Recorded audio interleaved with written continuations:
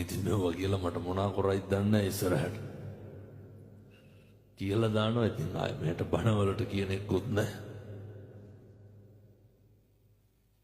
වැඩිපුරම සීනිගම ගිහින් මිනිස්සු මොකද්ද කරන්නේ?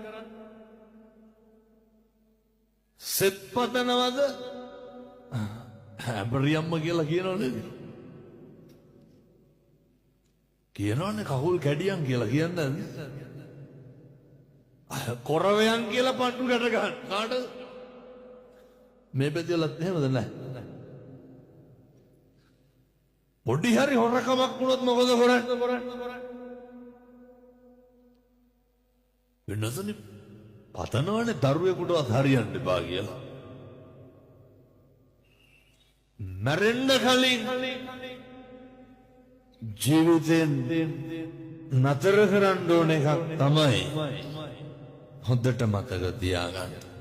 අනුන්ට වෛර කරන එක නවත්තන්න. මිනිස්සු අපිට කොච්චර දෙස් දෙවල් තිබ්බත් මම මේ කියන එක හොඳට අහගන්න. අපිට එදිරිවාදිකම් කරපු මිනිස්සු ඇති නැද්ද? කකුලෙන් නැද බුදවිය නැද්ද? ඉස්කෝලේ යන කාලේ ඉඳන් හතුරුකම් කරපු මිනිස්සු නැද්ද? කසාද බැඳපු දා ඉඳන් කෙනෙහිලිකම් කරපු නැන්දම්මලා නැද්ද? ගෙදර ආපු දා ඉඳන්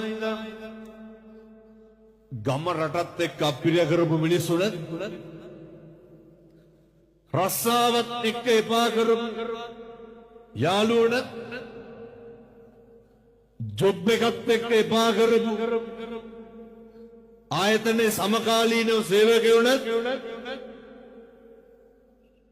ඔය ජීවිතය අපිරිය වෙන තරමට අප්‍රසන්න මිනිස්සු හම්බෙලා ඇති. බොහොම කරුණාවෙන් දේශනා කරන් සත්පුරුෂ පින්නදුනේ ඔලු තියපු මිනිස්සු ඇති නැද්ද? නැත්ද සල්ලි ඉල්ලගෙන ආපහු දීපු මේ පැතිවල එහෙම නැතුව ඇති. මං කියන අනිත් පැතිවල ඉල්ල ගත්තාම ටිකක් දෙනවා හොරයි. ඔය සමහරව ඉන්නවනේ කියනවනේ හාමුදුරුවනේ දුන්නොත් දෙන්නේ 500යි. ඇයි ගන්න බැයි නම් දෙන්නේ 500යි. අරගෙන ඕන තරම් දෙන්න ඇත්තන්ගේ ජීවිතේට බොරු කියපු මිනිස්සු කොච්චර ඉන්නවද? රවට්ටපු මිනිස්සු කොච්චර ඉන්නවද? එකපාර නෙමෙයි දෙපාර රවට්ටපු මිනිස්සු කොච්චර ඉන්නවද? බොරු පොරොන්දු දීපු මිනිස්සු කොච්චර ඉන්නවද? අප්‍රසන්න කරපු මිනිස්සු කොච්චර ඉන්නවද? බුදුහාමුදුරුවෝ මොකද්ද උගන්වන්නේ? බුදුහාමුදුරුවෝ මොකද්ද කියන්නේ? මිනිස්සුන්ට අල්ප මාත්‍රයකින්වත් වෛර කරන්න එපා. මිනිස්සුන්ට අහිතක් පතන්න එපා. මිනිස්සුන්ට දෝෂයක් නගන්න එපා. ඇයි පින්නතුනේ මෙහෙම කරන්න එපා කියන්නේ? මෛත්‍රී කරන්න පුළුවන් එකම ආත්මේ මොකද්ද? බල්ලොන්ට මෛත්‍රී කරේද? මෛත්‍රී වඩන්න පුළුවන් සතෙක් කියමු බලන්න. මොන සතාටද මෛත්‍රී වඩන්න පුළුවන්? මෛත්‍රී වඩනවා කියන්නේ අමුතුවෙන් කරන එකක් එහෙම නෙමෙයි. මැරෙන්න කලින් මේ කැත ගති නවත්තලා මැරෙන්න ඕනේ. හේතුවක් තියෙනවා. සංසාරේ පින්නතුනේ හරි කාලෙකින් අපි මිනිස්සු වෙලා උපදින්නේ. දැන් මේ අම්මලා තාත්තලා හිතාගෙන ඉන්න ලබනාත්ම කවුරු වෙලා උපදී කියලාද?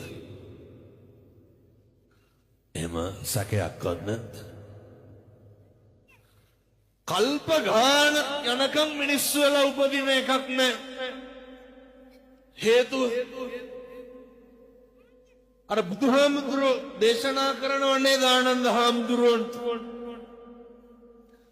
ආනන්ද මේ මහ පොළවට නිය පොත්ත ගහලා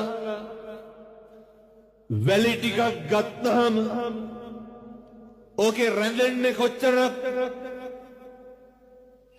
ඒ වගේ බොහොම පොඩි ප්‍රමාණයක් පින්වත්නි මිනිස්සු වෙලා උපදී කල්ප ගානක් යනකම් ආය අපි මිනිස්සු වෙලා උපදින එකක්. දැන් ප්‍රශ්නයක් තියෙනවා. මොකටද මිනිස්සු වෙලා උපදින්නේ? ගැටලුවක් තියෙනවා. මේක ඉතින් තේරෙන්නේ නැහැ හොඳ. මට දෙනකොට කතා කරනවා පින්තුනේ හෙට ලෝක සුදු සැරෑටි දිනේ මං හිතන්නේ. හෙට